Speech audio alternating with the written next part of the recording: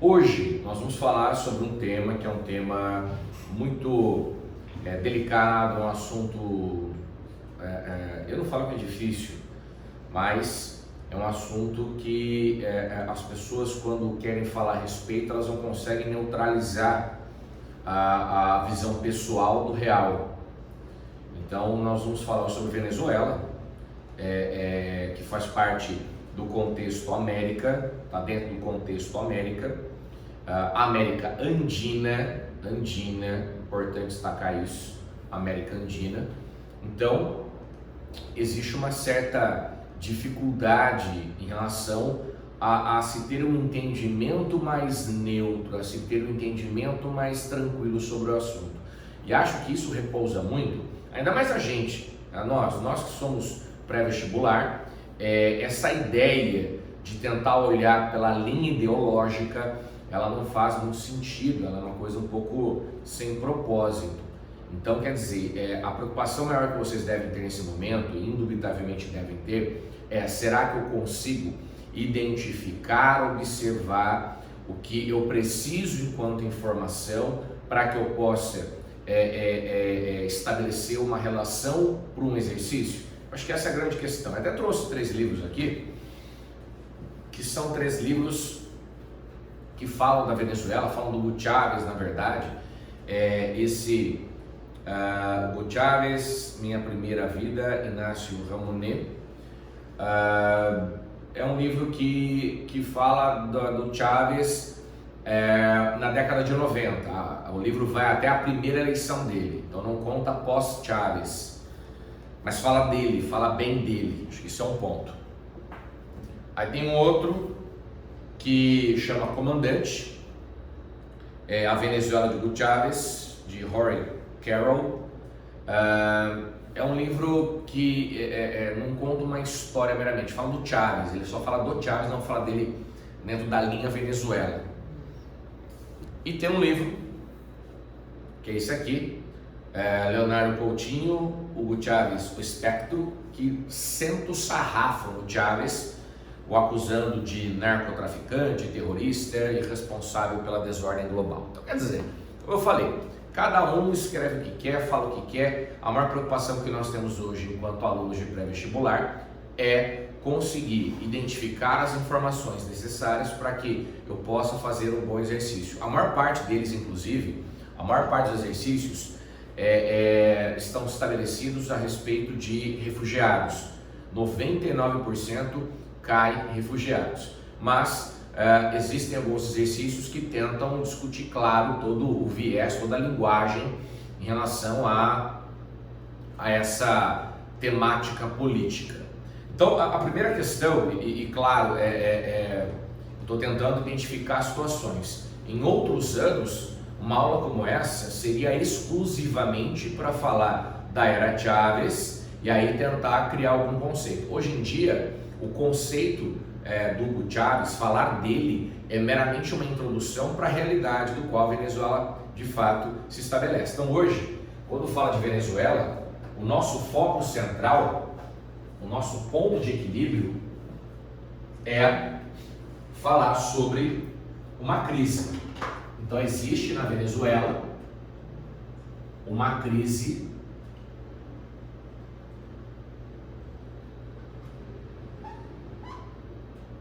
e é uma crise estabelecida, relacionada a questões, eu vou tentar colocar até na ordem do que é o conceito da crise, até na ordem para que fique mais fácil. Então essa crise, ela é uma crise inicialmente econômica, tá? Então é uma crise econômica, porque muitos vão identificar uma relação petrolífera com o problema da crise. Isso não é tão verdadeiro. Claro que a questão do petróleo acabou deteriorando as relações econômicas, mas tem que ter calma nessa fala. Da crise econômica, ela vai para uma crise social, porque com o advento da falta de recursos no país, a população começa a ter dificuldade para ter acessibilidade a produtos. Então, uma crise econômica, uma crise social. Da crise social ela vai para uma crise política. Então, ela entra no viés político e agora, mais do que nunca, eu posso estabelecer para vocês que a crise da Venezuela é uma crise de caráter humanitário. Então, eu coloco... mas humanitário social não dá na mesma? O humanitário, ele mostra que a situação chegou no limite. Então, a situação chegou no limite, a situação chegou no ponto do qual a coisa degringolou, então é preciso reverter alguns quadros. Então, assim, é uma crise econômica, é uma crise de linha social, é uma crise política. Eu sempre gosto de definir, de falar algumas coisas sobre, que assim, é muito claro, é muito nítido que o que a Venezuela sofre na atualidade lembra muito o que o Brasil sofre também. Porque o brasileiro é cheio de estufar o peito e falar mal de todo mundo, mas não enxerga o próprio umbigo. Eu não acho que a situação da Venezuela seja tão diferente em relação à situação do Brasil. Sinceramente, não vejo assim. Acho que os problemas do Brasil são muito parecidos com a da Venezuela. Claro que se guarda uma proporção, e guardar essa proporção está relacionada a questões pontuais, como por exemplo, a Venezuela, se eu for pegar alguns números que existem no país, então você tem uma população de 31 milhões, a população brasileira é de 211 milhões de habitantes. Isso significa, é claro, que até geograficamente o Brasil é muito maior, e ser muito maior dá ao Brasil também diversidade, o que permite não sofrer dos mesmos problemas que a Venezuela sofre. Eu falo que o maior trauma da Venezuela, e garanto para vocês que esse é um trauma do qual deve ser respeitado, porque assim, o petróleo é o culpado dos problemas da Venezuela. O petróleo é culpado dos problemas da Venezuela. Eu acho que realmente o petróleo ele criou uma maldição nos países que têm esse recurso. Eu acho que o petróleo criou uma maldição. Quando o Brasil, por exemplo, descobriu o pré-sal, aquilo já gelou, porque essa abundância petrolífera, em poucos países, ela se converte em resultado. Em pouquíssimos países se converte em resultado. Então aquilo me assustou bastante. Agora, o que eu vejo na Venezuela, que é um trauma do qual tem que ser observado, o país criou essa alta dependência do petróleo. Como vocês puderam observar, 96% da economia é baseada em petróleo. Esse é um erro. Por mais que o petróleo represente algo muito relevante, é um erro. Esse é um problema que a Venezuela tem. Porque assim, o que a galera vai defender? O problema da Venezuela é que a Venezuela é socialista. Porque, como eu falo, é isso que as pessoas querem brigar. As pessoas querem brigar por conta disso. As pessoas ficam presas àquele tipo de detalhe. Então assim, a Venezuela é socialista. Então muitos vão olhar isso como um problema, porque vão estabelecer que o socialismo é o culpado dos problemas da Venezuela. E muitos vão defender que a Venezuela é muita coisa porque o socialismo trouxe essa realidade. A grande verdade que todos devem realmente observar, que não se trata de socialismo ou capitalismo. Os problemas que a Venezuela tem na atualidade iriam acontecer mesmo que o país fosse capitalista. Porque o grande problema da Venezuela, aí é uma opinião, tá? É uma opinião. O grande problema da Venezuela repousa aos meus olhos nisso aqui, ó. Nisso aqui. Porque a partir do momento em que um líder se coloca acima do próprio país, tem coisa errada. A partir do momento que um líder se coloca acima do próprio estado, tem coisa errada. Esse é um ponto que tem que ser observado. E aí os problemas políticos da Venezuela, as disputas políticas entre executivo, legislativo e judiciário, é que tem colocado o país numa situação bastante desconfortante. Se a gente porque tem intervenção internacional, claro que tem, óbvio que tem. E muitas vezes a interferência internacional não é simplesmente num ato que foi feito, mas num apoio que é dado. Vocês sabem que a Venezuela tem na atualidade 2 presidentes. Um presidente é um presidente que é um Maduro, é um presidente votado pelo povo, e o outro foi escolhido pela Assembleia Nacional Legislativa. E a partir do momento que no mundo países se posicionam defendendo um em detrimento do outro, é claro que tem interferência internacional. Então eu acredito muito no que está acontecendo com a Venezuela, é que a Venezuela tem problemas políticos muito significativos, e não é uma questão do capitalismo ou do socialismo, é uma questão da soberba política, e que isso tem trazido à Venezuela traumas à sociedade. Então a minha questão com vocês é chegar a essa conclusão. Tem que ver como que o vestibular quer cobrar isso de vocês. Então, só para vocês entenderem a relação do petróleo que eu falei, ó, aqui são as maiores reservas de petróleo do planeta. A Venezuela, e essa já é uma informação bastante importante, a Venezuela é a maior reserva de petróleo do mundo. Essa é uma questão que você tem que colocar. E é isso que faz com que as pessoas fiquem meio estarrecidas. Como assim? A maior reserva de petróleo do mundo não vai. Ter petróleo é uma coisa. Criar uma economia dependente do petróleo é uma outra discussão. Então tudo isso você pode analisar. Até coloquei um exercício para vocês da FAMEMA, que ele fala isso, ó. O diagnóstico do economista Víctor Álvarez, ex-ministro de Indústrias Básicas do governo Chávez: a crise econômica, social e política que está sofrendo o país nesse momento é uma nova expressão de esgotamento de um modelo que se impôs na Venezuela há mais de um século. Ou seja, alguns tentam colocar que o problema da Venezuela foi o modelo criado por Chávez. Então, é uma análise. E aí, ele coloca, considerando o cenário econômico e geopolítico da Venezuela, é correto afirmar que o modelo citado no excerto se baseia. Então, quer dizer, que modelo é esse que ele coloca, que está errado, que está esgotado. E é legal, porque realmente é uma visão que muitos têm sobre a Venezuela. O modelo não funciona mais. Esse caráter assistencialista que foi criado. E aí você vai fazendo as conexões. O assistencialismo dado por Chávez esses anos todos foi alimentado por que recurso? O petróleo. E o mundo petrolífero da década de 90 e do começo do século XXI é um outro mundo petrolífero de hoje. É uma outra discussão. Então, quer dizer, um país que depende de um recurso só e tem essa visão assistencialista, ninguém está julgando o assistencialismo. O assistencialismo é legal. O problema é que a conta não fecha. E isso não é na Venezuela, isso é na Europa, isso é no Brasil. Então, por isso que eu falo, na hora que alguém fala isso, alguém fala, mas você tem que respeitar a Venezuela. Calma, calma. A Venezuela não é a última bolacha do pacote, nem a primeira. É mais um país cheio de traumas que como o mundo inteiro tem. Então tem que tomar cuidado com esse tipo de fala. E aí, até a resposta aqui para vocês, tá lá, extrativismo mineral com intensa exploração de petróleo. Ou seja, o problema do petróleo, mais uma vez repousando na questão. Mas eu defino, o petróleo não é o culpado dos problemas da Venezuela. Não é o petróleo, é como a Venezuela conduziu a sua relação com o petróleo. E aqui tem um da UEL, que eu acho bem legal. Aliás, esse da UEL foi o que eu mais gostei. Isso para provar que está na hora de aluno repensar a sua postura e fala mesmo. Que é assim, ó.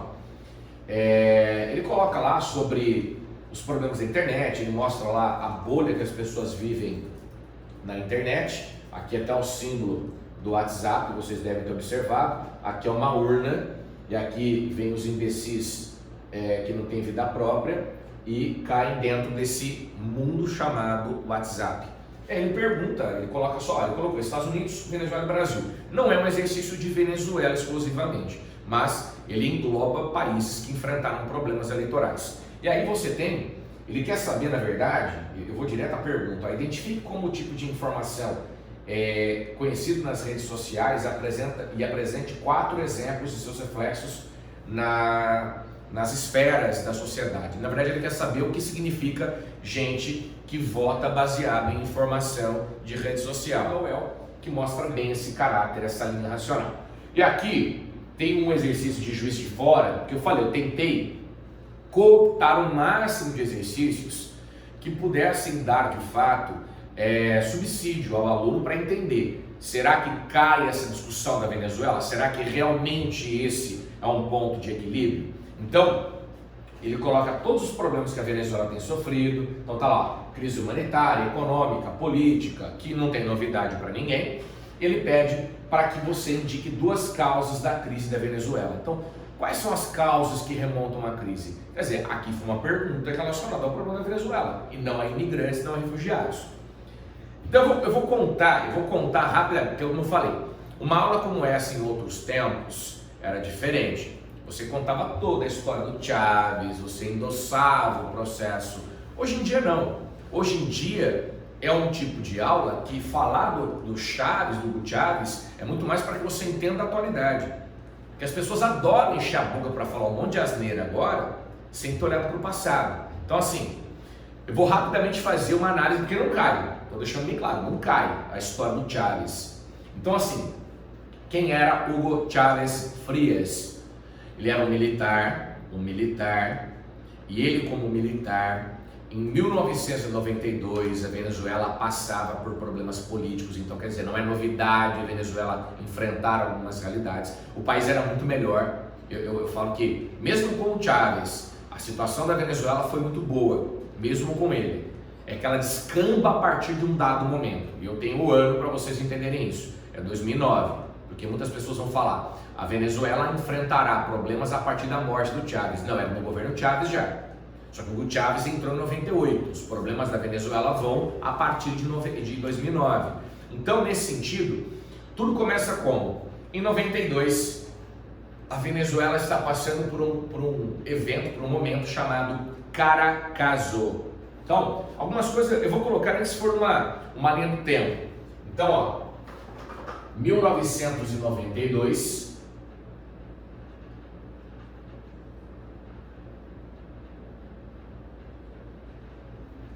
acontece um evento chamado Caracazo.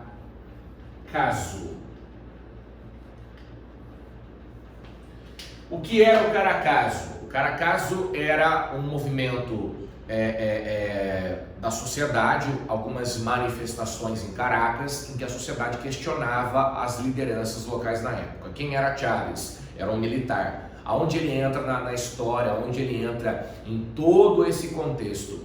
Ele entra na história a partir do momento em que ele tenta dar um golpe e assumir o poder da Venezuela. Então aqui dentro do Caracazo não foi o golpe, o Caracazo foi uma manifestação da sociedade. E mediante aquela manifestação da sociedade, Chávez tenta um golpe para assumir o poder do país. Resultado, ele é preso, ele fica preso por 2 anos, quando ele é solto, e aí a partir da sua soltura, em meados de 94 para 95, ele resolve se dedicar à carreira política, ele resolve estabelecer um vínculo com a política. O que chama a atenção do mundo é que na primeira corrida eleitoral, na primeira eleição à presidência, Chávez venceu. A primeira eleição à presidência, Chávez venceu. Isso chamou muito a atenção do mundo, principalmente da América Latina, principalmente do Brasil. E por que principalmente do Brasil? Porque vale lembrar que o Lula, o Chávez, ele tem uma linha política socialista. O Lula, ele foi candidato em 90, perdeu. Ele foi candidato em 94, perdeu. Ele foi candidato em 98, perdeu. E aí você tem num país vizinho uma candidatura de um socialista que na primeira tentativa ganha. É claro, há de se respeitar o conceito de mídia em cada país, há de se respeitar algumas discussões politizadas, como o regime militar influenciou o Brasil na tomada de decisão contra uma imagem ao socialismo. Tem toda uma linha racional, não estou aqui para defender casos e casos. A questão é, o que chama muita atenção, e chamou atenção no Brasil, é que o líder socialista no país vizinho ganha na primeira. Tanto que o Lula venceria em 2002, portanto na próxima tentativa, muito também influenciado pelos bons resultados do Chávez, mas também por um discurso mais moderado a partir do que viu em relação ao Chávez. Então em 98 você tem a vitória de Chávez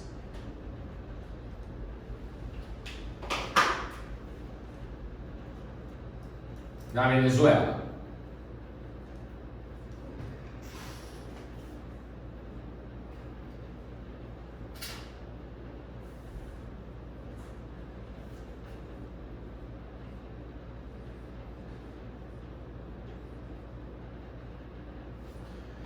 Ok, talvez aí a gente consiga entender alguns aspectos, algumas questões que são pontuais aqui.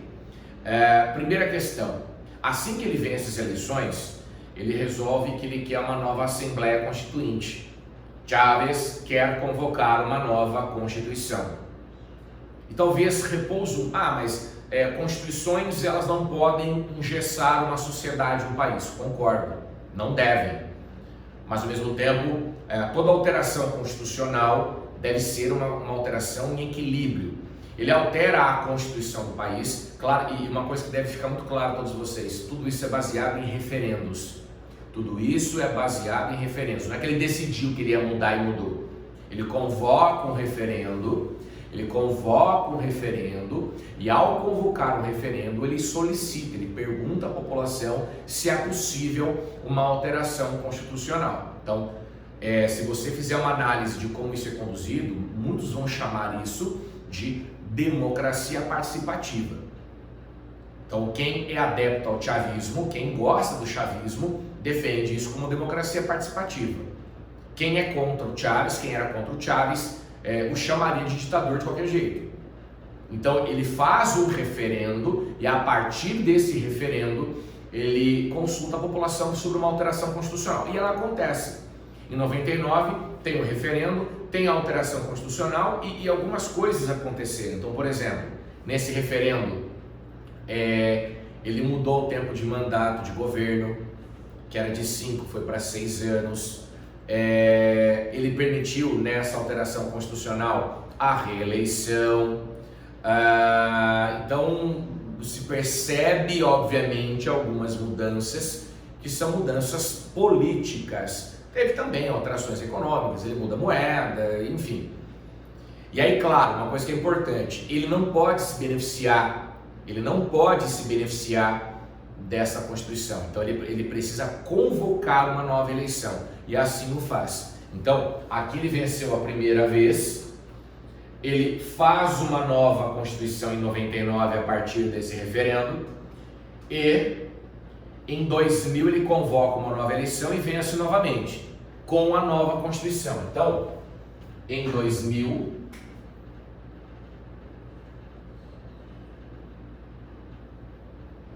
você tem novas eleições,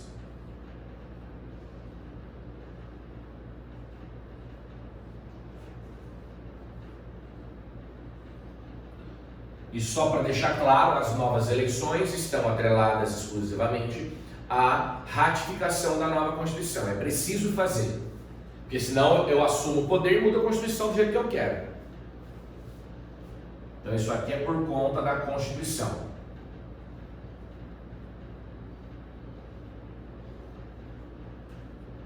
Bom, gente, então assim, tudo normal até agora. O que acontece é que a oposição da Venezuela, não está satisfeita com o que está acontecendo. A oposição da Venezuela não concorda, não corrobora com as ações de Chávez. E aí você entende por que é uma questão política no país. Em 2002, olha que beleza.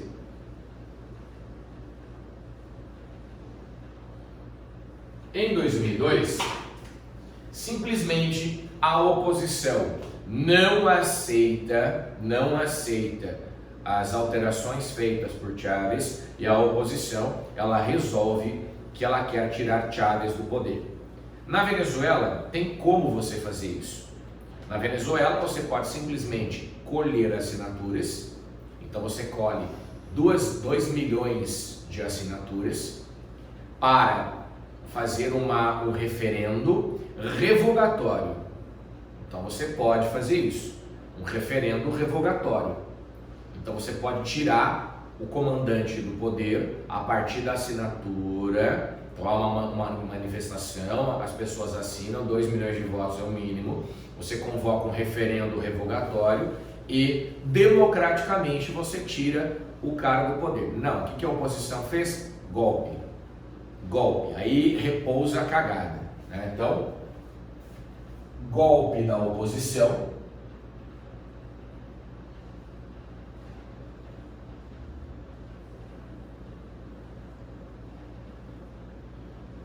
E aqui tem uma notícia bastante peculiar. Qual notícia peculiar? Esse golpe foi apoiado pela CIA.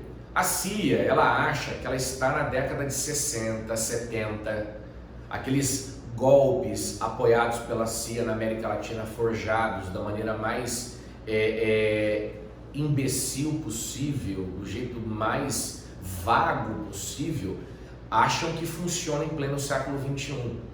Gente, não funciona mais desse jeito, não funciona. Então a CIA, ela gerou apoio.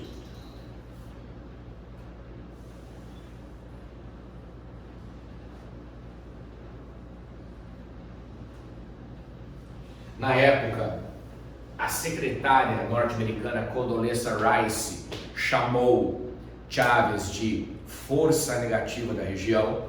Só que essa é a parte que mais me agrada, como existe uma diplomacia global, né? As relações internacionais muito falhas, muito fracas. Por quê? Reparem que ele foi preso, então golpe de Estado, tira Chávez do poder. O que mais me chama a atenção é que se você pegar a balança comercial Venezuela e Estados Unidos, e Estados Unidos e Venezuela, gente, o principal comprador de petróleo da Venezuela, são os Estados Unidos. Os Estados Unidos são os principais compradores de petróleo. Então, quer dizer, eu Estados Unidos, apoio um golpe de Estado para derrubar o meu principal fornecedor de petróleo. Isso é de uma incoerência gigante. Isso é absurdo. E foi exatamente esse o problema, porque a partir do momento que derrubaram o Chávez do poder, a produção petrolífera do país parou. Então esse golpe, ele vai afetar a produção de petróleo.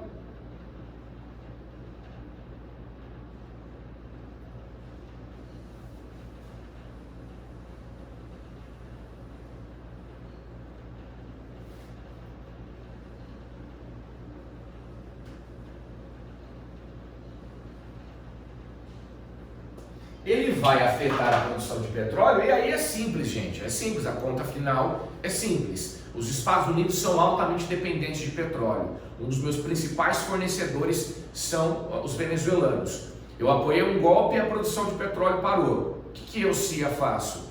A CIA faz aquilo que ela faz melhor, ela pula fora do barco. Então quer dizer, por conta da questão do petróleo, a CIA pulou fora do barquinho, e a oposição fraca em relação ao líder muito forte, a oposição ela morre.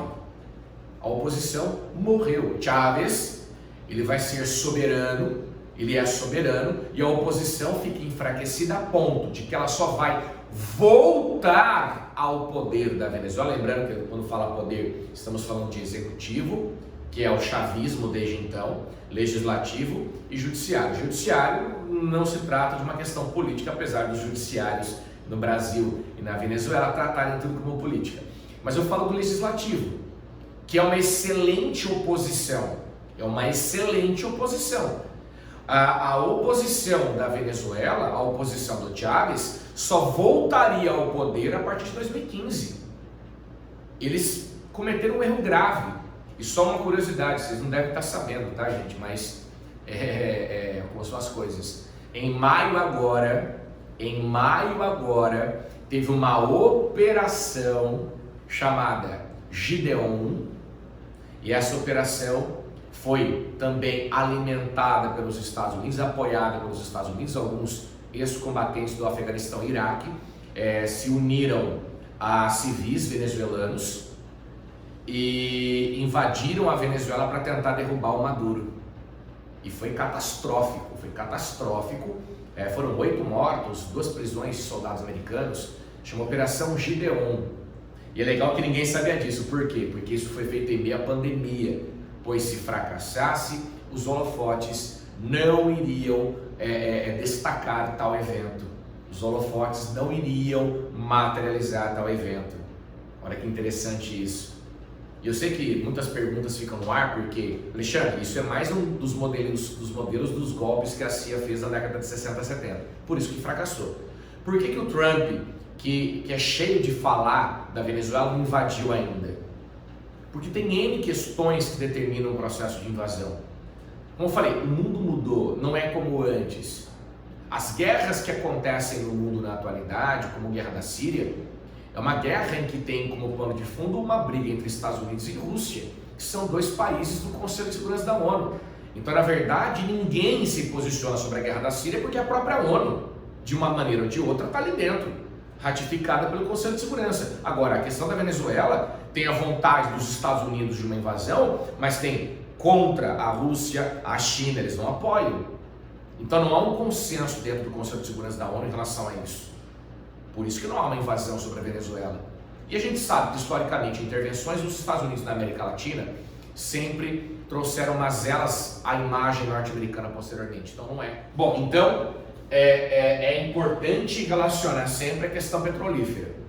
O petróleo é a base da relação do conhecimento sobre a questão. Chávez ficou preso 2 dias, olha que beleza, 2 dias só preso, 2 diazinhos, bobinhos, 2 dias só, ficou preso. Só que aí tem uma coisa bem peculiar acontecendo. O quê? Vocês estão vendo aqui, ó, 14 de agosto, referendo sobre a permanência de Chávez no poder. A oposição, quando ela percebeu que ela não tinha força contra o Chávez, ela exigiu um referendo. Sabe aquilo que eu comentei antes? E quando você está insatisfeito com o líder, você recolhe 2 milhões de assinaturas, convoca um referendo revogatório? Então, a oposição poderia ter feito isso, não. O que ela fez? Ela tentou um golpe primeiro. Depois que ela viu que o golpe era fracassado e não daria conta de sustentar a saída do Chávez do poder, a oposição conseguiu, junto ao próprio Chávez, um referendo revogatório.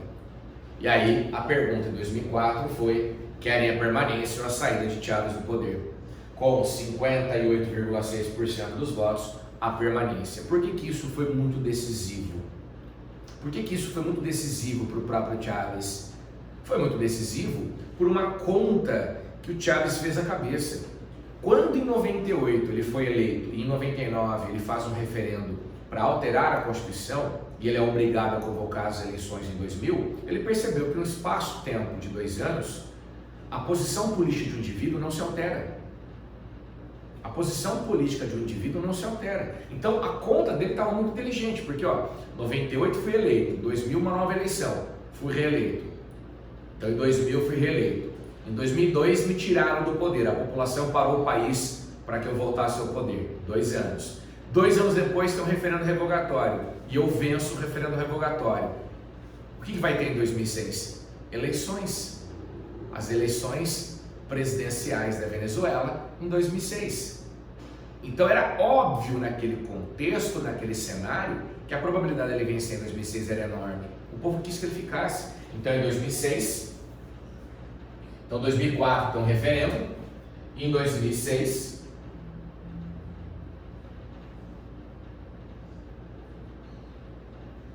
novas eleições,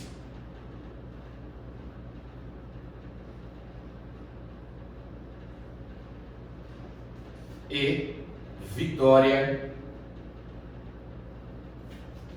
de Chávez. Vitória de Chávez. Então, Hugo Chávez vence novamente, está aqui, ó, 2006, vitória de Hugo Chávez. Então, esse mandato de 2006 vai até 2012. Tá? Então, vai até 2012. Eu afirmo a todos vocês que até aqui a relação de poder de Chávez na Venezuela era equilibrada, era bem equilibrada. A coisa vai degringolar a partir desse contexto. Por quê? Porque em 2007, e aí você percebe que o problema da Venezuela é político. É político. E mais uma vez, isso não está atrelado se o país é ideologicamente socialista ou capitalista. É uma ação política mal sucedida.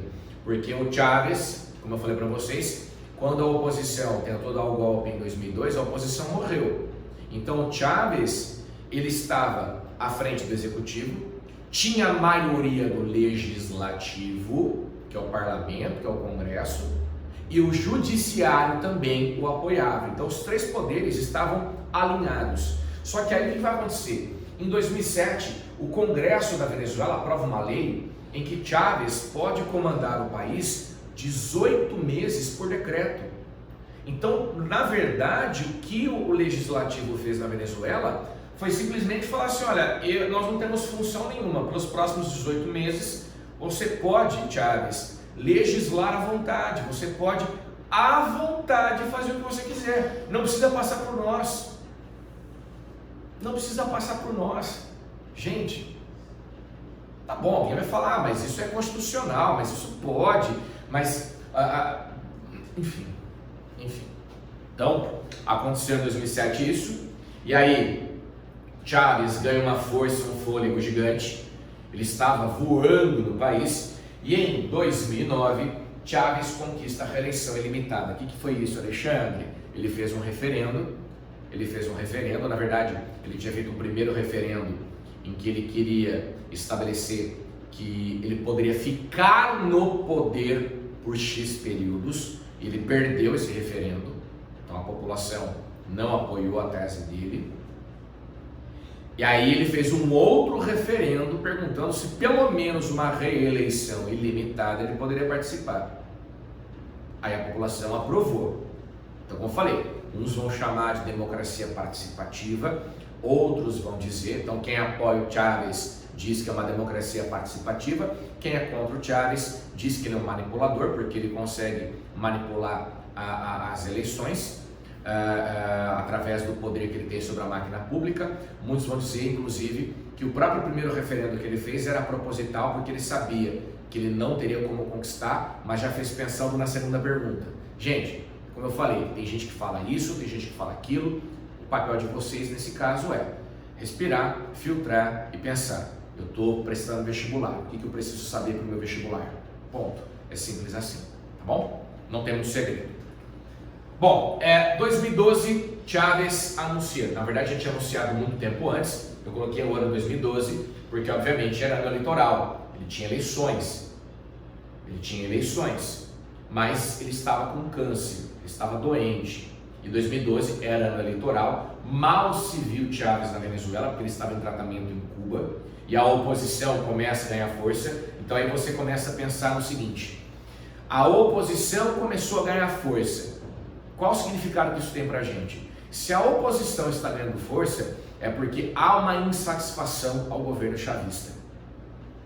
Tanto que a oposição exigia que Chávez apresentasse documentação e exames. A oposição queria saber o quão era verdadeiro ou não a doença que ele tinha. Está mais do que provado que ele estava doente, ele faleceu por conta da doença. Mas o que mais me chama a atenção, se a oposição voltou a crescer, há uma insatisfação na sociedade em relação ao poder chavista.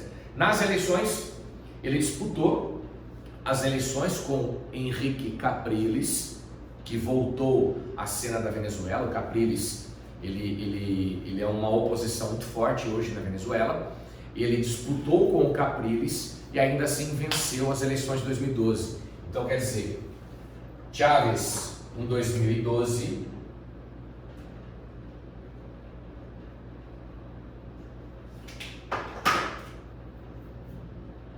eleições,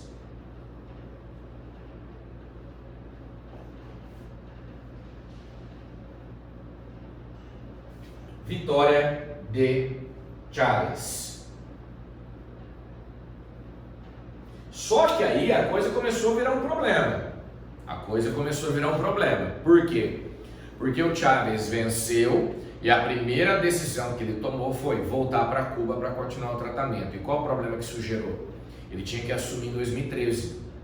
E na Venezuela tem uma lei constitucional que um presidente só pode assumir o poder do país se ele jurar a Constituição. Ele precisa jurar a Constituição. Juro diante dessa Constituição, ele tem que fazer isso. E como o Chávez estava em Cuba se tratando, ele não jurou. Então a primeira coisa que a oposição fez, A oposição foi em cima e falou, olha, não pode assumir. Só que aí o judiciário, isso que eu tô falando, vocês estão reconhecendo o Brasil nessa história? O judiciário disse que não, ele pode, claro que ele pode. E qual foi o argumento? Chávez já jurou a Constituição outras vezes, ele já foi presidente outras vezes, ele não precisa se preocupar em jurar de novo. Então perceba que todos os problemas da Venezuela, sociais ou econômicos, tiveram uma história de interferência política muito grande. Mas você colocou pela ordem que foi econômico, social e aí político. A questão econômica, ela deflagrou a atual grave crise política da Venezuela. O que eu estou mostrando para vocês é que há um repertório de questões políticas antigas que interferiu e interfere na atualidade, porque na verdade o que acontece hoje? Parte desse problema político da Venezuela foi uma construção do passado. Então é muito importante ter esse feeling. E aí, Chávez estava doente. Então Hugo Chávez morreu em 5 de março de 2013. Então, 5 de março de 2013.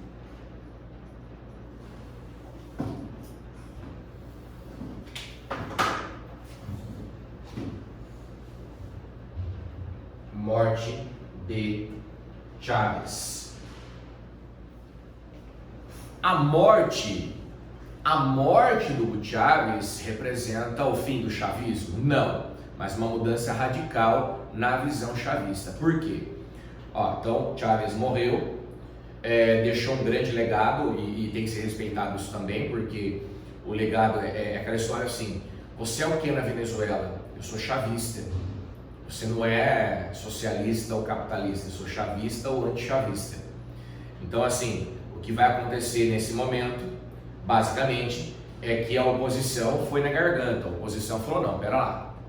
Ele não assumiu, ele morreu antes de assumir. Então, é preciso convocar uma nova eleição. É inevitável, é irrefutável. Tem que convocar uma nova eleição. Ponto. Então, uma nova eleição foi convocada.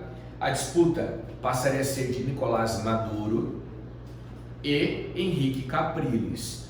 Capriles é a oposição e Maduro era chavista. Maduro já era o vice do Chávez. Maduro era o vice do Hugo Chávez até então. Uma eleição acirrada, super acirrada, mas com vitória de Maduro. E aí, galera, aquela velha história. Então, 2013...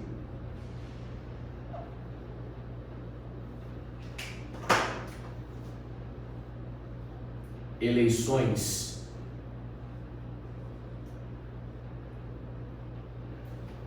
por conta da morte do Chávez, uma eleição é convocada e aí você tem uma disputa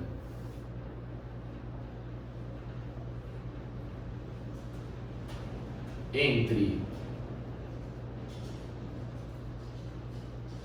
Maduro versus Capriles.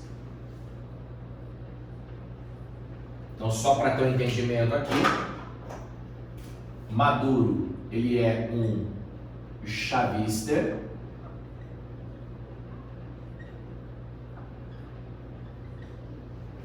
e Capriles é oposição.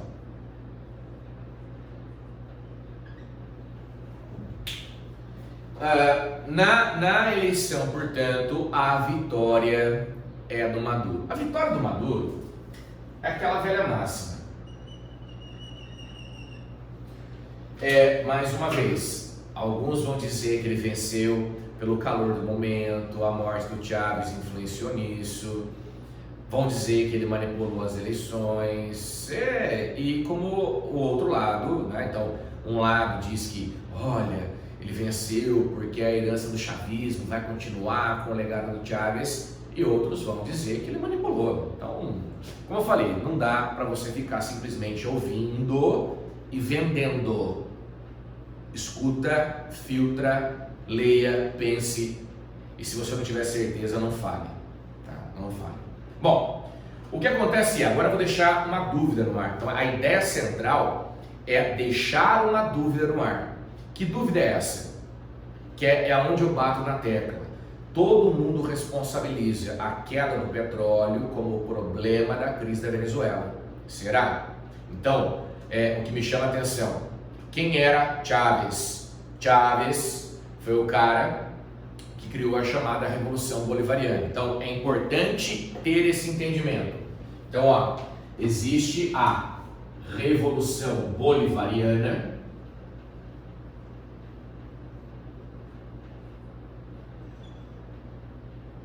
essa é uma possível pergunta.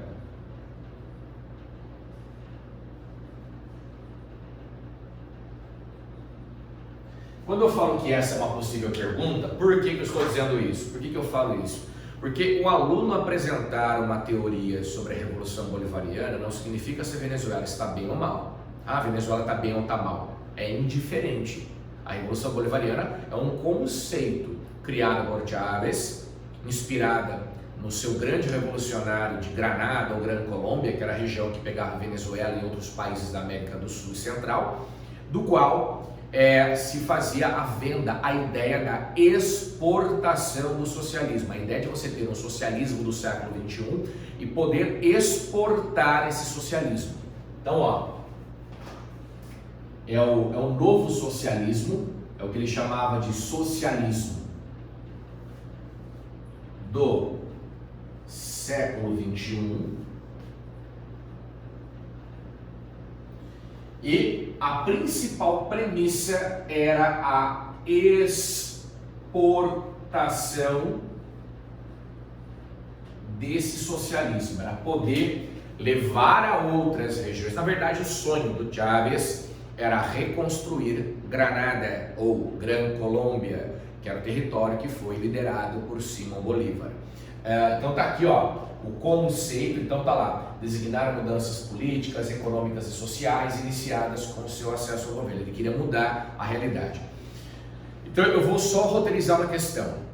Como eu falei, muitos acreditam que o problema da Venezuela é petrolífero. Eu falo que isso é uma coisa muito importante, muito séria, porque se você buscar o ano em que há uma queda do petróleo, quando foi que o petróleo começou a cair? E assim, é muito legal que vocês tenham essa visão. Quando foi que o petróleo começou a cair? Um barril que custava 120 foi parar praticamente 25 dólares. Quando foi que isso aconteceu? A queda do petróleo se deu a partir de 2014. Final de 13, 14 e 15, muito fortemente. 14 e 15, muito fortemente. Há uma queda significativa do petróleo. Por que estou dizendo isso? Porque talvez essa é a discussão, né? O Maduro entrou no poder em 2013 e de uma Venezuela perfeita ele assume o poder. Tá tudo errado? Tá tudo errado? Como assim? Entendem a questão? Como que um país que estava tudo perfeito começa a estar tudo errado? Essa é uma discussão muito séria.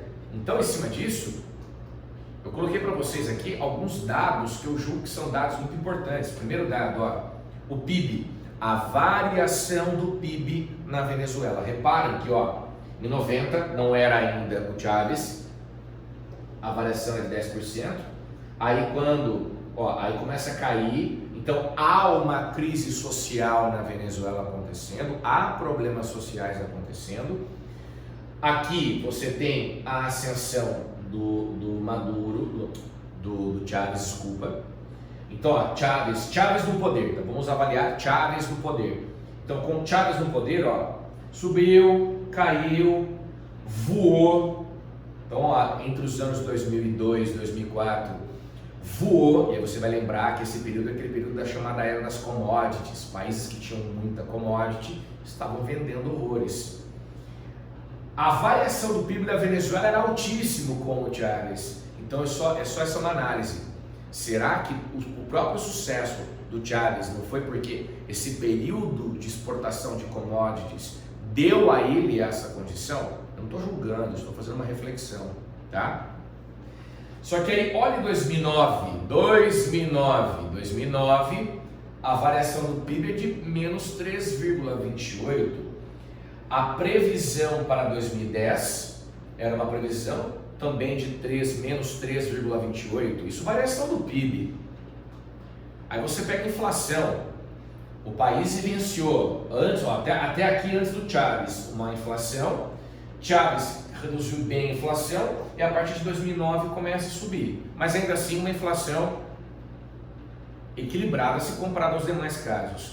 E aí você tem reservas internacionais, o dinheiro do país começa aí você tem uma perda significativa, né? Você começa a perceber, a gente está discutindo aqui, transição de 2008 para 2010. Então reparem que a crise da Venezuela, já chegou lá, a crise da Venezuela, a crise econômica não é uma crise em 2014, como todo mundo enche a boca para falar e culpa o petróleo.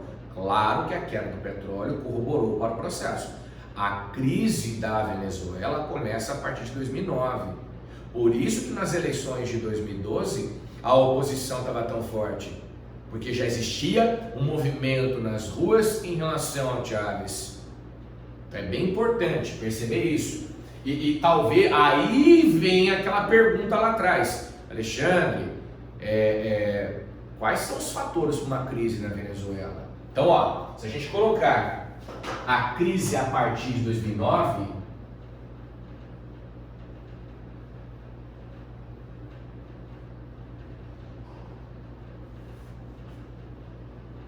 crise econômica, então já começa em 2009 e aí ela vai aprofundar em 14 e 15. Começa em 2009 e vai aprofundar 14 e 15. Então assim, as explicações mais relevantes, mais plausíveis. Alexandre, o que muitos colocam como um fator importante? O desgaste do modelo econômico feito por ele.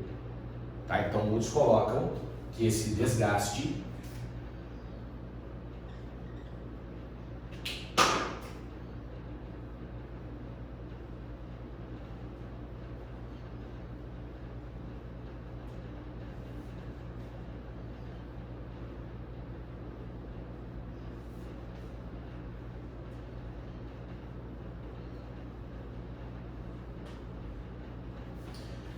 Como assim o desgaste do modelo econômico? Gente, aí tem uma coisa que chama bastante atenção, eu queria que vocês prestassem muita atenção mesmo. Quando Chávez decidiu que iria exportar o socialismo para outros países, ele o fez. A Venezuela passou a influenciar fortemente Cuba, até porque Cuba era uma espécie de liderança espiritual do socialismo na América. Então Cuba, o governo Castro começa a ter privilégios financeiros da Venezuela. A Bolívia, as eleições de Evo Morales foi financiada pelo dinheiro do Chávez. O Fernando Lugo do Paraguai, a própria relação do Lula com o Chávez era boa, apesar que existia uma disputa paralela entre os dois por um poder na América Latina. O Rafael Correa no Equador também era fortemente influenciado. Então assim, existia uma corrida na América Latina de países que se vincularam ao capital, aos recursos da Venezuela. E como que a Venezuela fazia isso? Aí você vai lembrar, a Venezuela tem uma economia 96% dependente de petróleo. Muito dinheiro de petróleo entrando, até porque se você pegar aí os anos de 2005 para frente em especial, o barril do petróleo não parava de subir.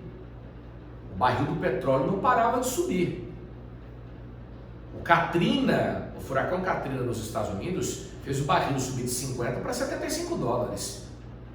E aí o preço não parava de subir. A Primavera Árabe, por exemplo, elevou o preço a 120 dólares. Então você tem uma ascensão do valor de maneira muito explosiva. E para quem depende do petróleo como ele dependia, era uma entrada de capital muito significativa, muito abundante. Então aí é que a gente começa a entender os processos. Por quê? Porque então, para exportar o socialismo, para fazer com que o modelo dele chegasse a esses países vizinhos, para que ele pudesse influenciar, ele usava o dinheiro do petróleo, inclusive tinha nome isso, eles chamavam de petrodólares ou petropolítica. Então, ó, petrodólares,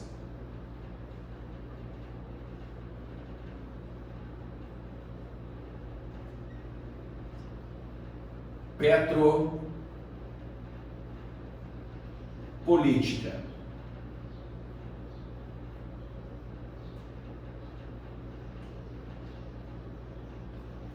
Ou seja, o dinheiro do petróleo financiava os vizinhos. Mas assim, financiava os vizinhos, financiava a população. Então, enquanto o petróleo está em alta, show.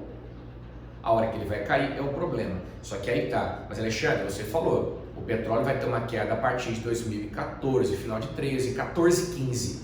Você já apresentou dados que em 2009 a Venezuela não conseguia mais manter uma economia equilibrada. E aí por quê? Porque para poder exportar isso para os vizinhos, o que estava rolando, o que estava acontecendo? Você destina dinheiro do teu país para os vizinhos, para que eles passem a adotar o modelo socialista que você tanto quer, para que você possa influenciá-los. E para que esse acordo se estabeleça, a Venezuela foi abrindo muito a sua fronteira para a entrada de produtos desses vizinhos. Então não tinha muito critério. Então, por exemplo, entrava uma quantidade abundante de produtos de outros países dentro da Venezuela por parte desse acordo, e eram produtos que prejudicavam a economia local, Então você abre o teu mercado para receber produtos de fora e cria uma concorrência interna que prejudica a tua economia, E outra, para manter o modelo socialista baseada em assistencialismo, então eu até vou refazer minha fala para não ficar uma coisa maldita, porque eu posso ter assistencialismo dentro do capitalismo, a questão do assistencialismo, para que eu possa continuar dando subsídio à sociedade, eu tenho que entender que a minha economia tem que estar em equilíbrio. Então por que é um desgaste do modelo econômico? Porque ser assistencialista é muito difícil, tem que ter muito dinheiro. E aí a culpa é da Venezuela, como a culpa acontece na Europa. A Europa tem enfrentado crises econômicas porque foi assistencialista, o Estado protetor. O Brasil é um país em que o Estado é assistencialista. Isso trouxe ônus. Então esse modelo econômico baseado no assistencialismo